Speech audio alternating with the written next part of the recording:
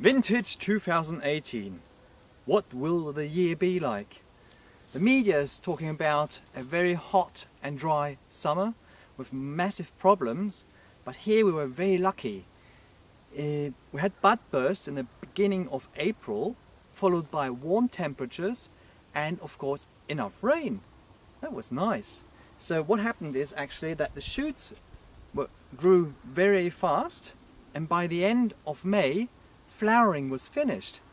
So that meant that, wow, that early, it has never been that early here in the Kaiserstuhl with all our vineyards. So we thought, oh, so maybe we have to pick the grapes in the middle of August. But now at the beginning of August you can see that not all the Veraison has finished yet, so there are still some odd green berries in our Pinot Noirs, and therefore the harvest will probably start at the beginning of September, which is not that bad. So drought problems? We did have some quite hot days lately, of course, but 14 days ago we unfortunately had also a big thunderstorm with enough rain, perfect for the vines, for the vineyards, but unfortunately with a little bit of hail, but I'll show you that later. Here I'm in the vineyard where we have planted new plantations of Pinot Noir. These were planted about 2 years ago, and because it's a very dry site here, this plot had some really issues with drought conditions, and therefore you can see the odd leaf that's already turning sort of autumn colory. And on this side, as you can see, everything green. The roots are absolutely deep enough so to get enough water. So that's why this is a plot here in the Oberauer Eichberg where we do a lot of irrigation, especially when the summers are hot and dry. So this is our work currently at the moment.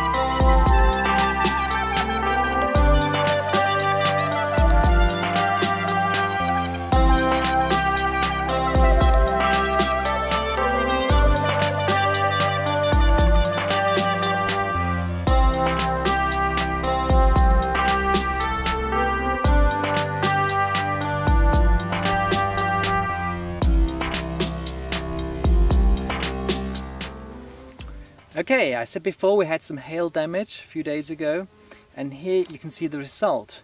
This is our Riesling, or one of our Riesling vineyards, and where the hail hit the berries you see these bruises, and some of the berries are even now dried up.